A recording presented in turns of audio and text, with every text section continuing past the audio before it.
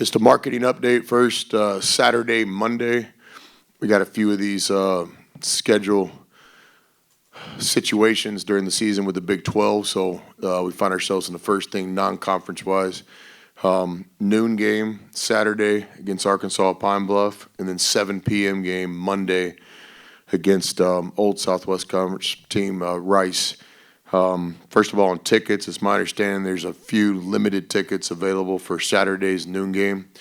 As you guys know, when final exams end and during the time that the students aren't in session, the school is going to sell some of the lower level seats, the best seats in the Moody Center that are normally the corral.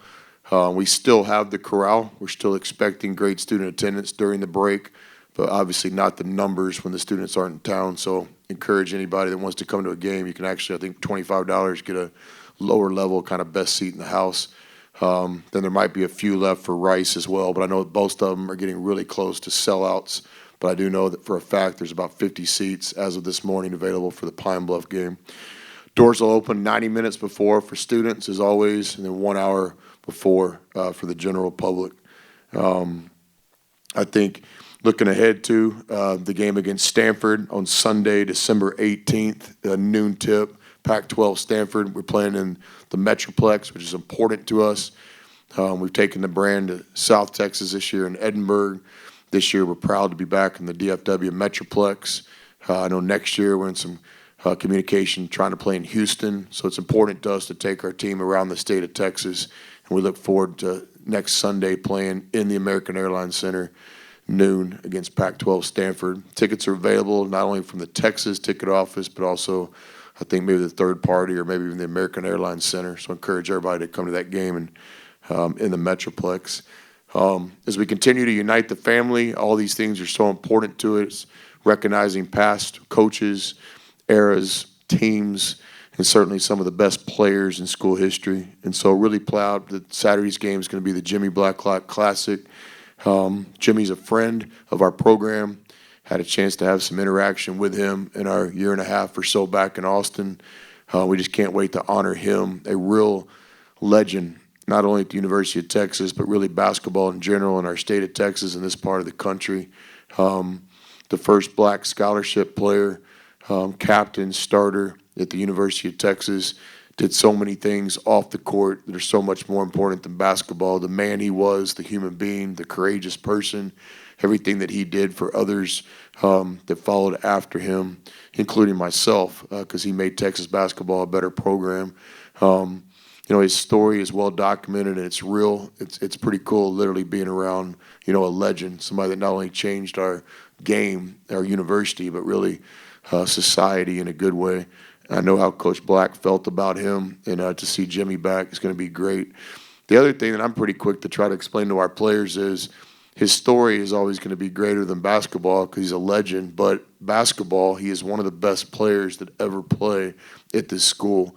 The leading scorer his first year here, an all-conference player, a champion, and then went on to have a pro career with the Harlem Globetrotters, among other things that he's done in life after basketball. So we're honored to honor Jimmy tomorrow. It's going to be a big deal for our player.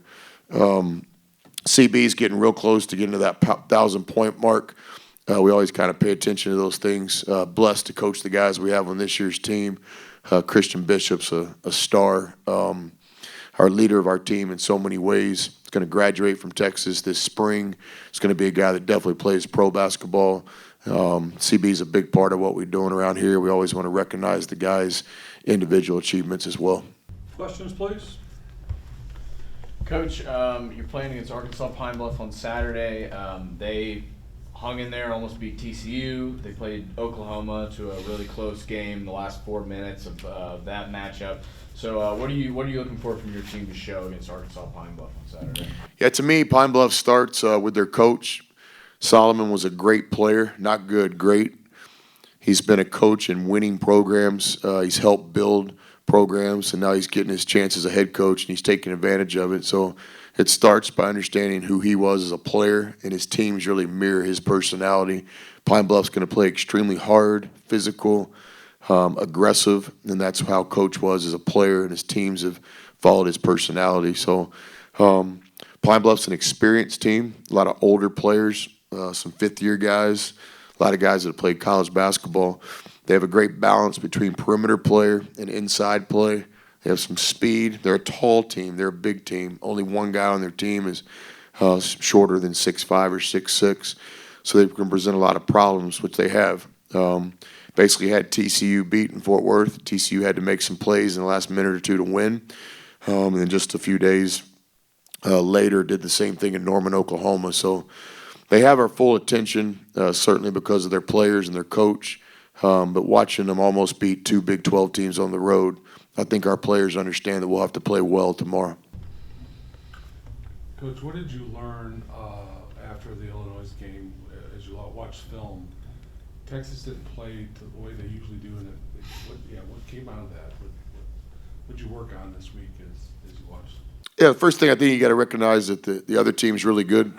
Illinois picked to win the Big Ten by a lot of people. Brad does a great job with his team. They have veteran players, so they're really good. So the first thing is we always recognize the other guys trying to win too. So credit to them. From our point of view, though, self-analysis, absolutely, there's some things that we would like to have done different. You're not going to win every game as much as we all want to. That hasn't happened since 1976. But what you don't want to do is let games slip away that you feel like you're in control of, and that's how we feel. With an 8-10 point lead, with a couple 4-minute games left, just winning time. We've talked a lot to our players about making plays, consistency, understanding time and score, understanding when you might have a chance to put a game away or to get back in a game. And so I just think the timing of some bad possessions, our offense did not help our defense. Our defense was doing really well. Illinois didn't score for a long time, but we weren't capitalizing because the offense wasn't helping the defense. Other parts of the game, the defense wasn't helping the offense. We're scoring in regular form consistently, but we're not getting stops. We're trading baskets. So to beat a team like Illinois, you have to have times in the game where maybe your offense is helping your defense, or maybe your defense is helping your offense, and then certainly you're looking for those times where you're hitting on all cylinders. So specifically, this team has done a great job learning through victory. We had a great November. Now is our first chance to win through coming up a little short on the scoreboard. I feel good about the last 2 days of practice, but until we get out there tomorrow at noon, we'll see. Is there anything else? Yeah, I have one more. So Arkansas Pine Bluff, to just jump back to them really quick, they have a guy who's averaging 18 points per game. He's their leader in steals. Sean Doss, leader in blocks, even as a guard. What do you think you're going to do to try to stop him? Yeah, Doss is a good player. He's got legitimate size. He's not one of these 6'5" guys on paper that's 6'2" when he gets here. He's long and athletic. He's a very aggressive scorer. He's been doing it a long time at the Division I level. He's a bucket. So he's done a great job this year, not only scoring, but scoring with efficiency. He shoots a good percentage, over 45% from three, so he's a good player. We play against these guys all year long. And so, Pine Bluff has good players, good coach. I agree with you. Doss is a good player. We'll have to game plan for him, and we'll have to try to do a great job not letting him get to his spots and trying to make it, a difficult day for him, not a comfortable day, because if you let him play his game, he's as good as any 6'5" scoring athlete in college basketball. Coach, I have another question. We had Brock up here shortly before you came in. It seems like you put him in at the time where you want to disrupt that other team. He's like a bull in the china shop. Is that kind of your mentality with him, or is it just, no, we need Brock, he's going to do his thing, or is it you have something you're trying to throw off the other team because that's what he does? Yeah, there's some truth to that. I think Brock's established himself as a really good player. He's in our rotation. He's somebody we really trust on offense and defense. He's a veteran. Certainly part of his game is his identity, that he's a hard-playing guy. Nobody plays harder than Brock Cunningham in college basketball. So absolutely, there's times in the game that we ask Brock to make physical, all-out effort plays. But I'm also pretty quick to tell you that that's not just Brock either. Brock's one of our best shooters. He's one of our best defenders. He can do a lot of good things. But, every player on the team has a role. Brock has a lot of things within his role because he's one of our best players. But there's no doubt about it, Brock's going to compete. You know what you're going to get with him. He's a player that we trust in terms of his effort, and we're really working really hard to gain that trust with him in terms of execution too, to make the right play at the right time. We've never questioned his effort and how hard he plays. Brock's working really hard to continue to improve. He's off to a great start this season. Anything else for Coach?